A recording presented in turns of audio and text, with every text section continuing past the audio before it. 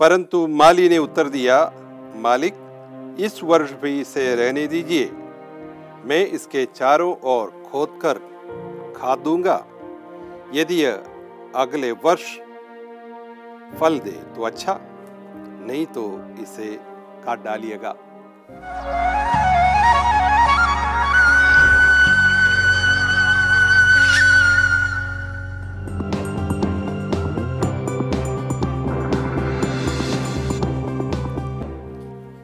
आत्मदर्शन TV के सभी दर्शकों को मेरा प्यार भरा जय यीशु। आज चालीसे का तीसरा रविवार है।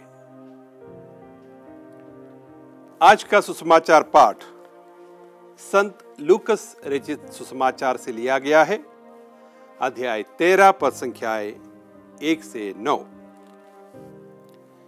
इस पाठ के अंतर्गत प्रभु यीशु हमें फलहीन अंजीर का पेड़ यह दृष्टांत सुनाते हैं। एक दाखबारी में एक किसान ने एक अंजीर का पेड़ लगाया। पेड़ तो बड़ा हो गया, लेकिन उसमें फल नहीं आया।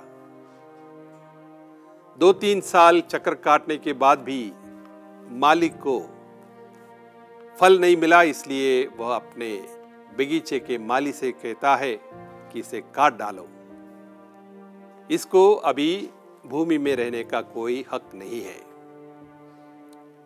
तब माली अनुरोध करता है, मालिक इसे 1 साल का मौका और दो, हो सकता है अगले वर्ष तक यह फल दे, अन्यथा हम इसे काट डालेंगे। स्वामी राजी हो जाते हैं। उस पेड़ के लिए 1 वर्ष का और मोहलत मिल जाता है। प्रभु कहते हैं कि हर वृक्ष के लिए, हर पौधे के लिए, हर जीव जंतु के लिए अपना एक उद्देश्य होता है।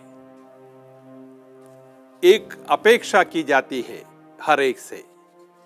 जब तक उस अपेक्षा तक हम खरे नहीं उतरते तो फिर हमारा अस्तित्व बेकार है।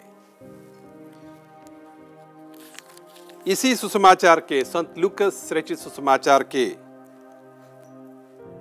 3 अध्याय में हम संत यूहन्ना बपतिस्ता के शब्दों में सुनते हैं, अब पेड़ों की जड़ में कुल्हाड़ा लग चुका है। जो पेड़ अच्छा फल नहीं देता वह काटा और आग में झोंक दिया जाएगा। तो मतलब स्पष्ट है, हम सबसे फल की अपेक्षा की जाती है। जिस उद्देश्य के लिए हम बनाए गए हैं, सभी को उस उद्देश्य को पूरा करना है, फल उत्पन्न करना है, अन्यथा हमारा अस्तित्व बेकार है। हमें इस भूमि से, इस धरती से निष्कासित किए जाएंगे। यह कड़ी चेतावनी प्रभु हमें देते हैं। लेकिन हमारे लिए आश्वासन की बात यह है कि हमारे लिए एक मौका और दिया जाता है।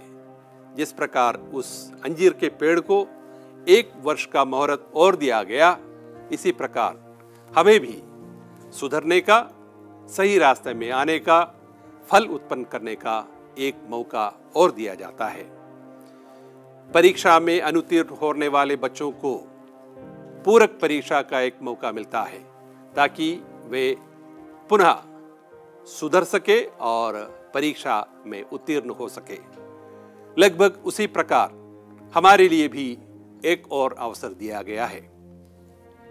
प्यारे भाई और बहनों, 40 का पुण्य काल को हम इस अवसर के रूप में मान सकते हैं। इस अतिरिक्त समय हमारे लिए अपने रास्ते को बदलने का, अपने उद्देश्यों को पूरा करने का, प्रभु ईश्वर की अपेक्षाओं पर खरा उतरने का एक सुनहरा मौका हमें दिया जाता है।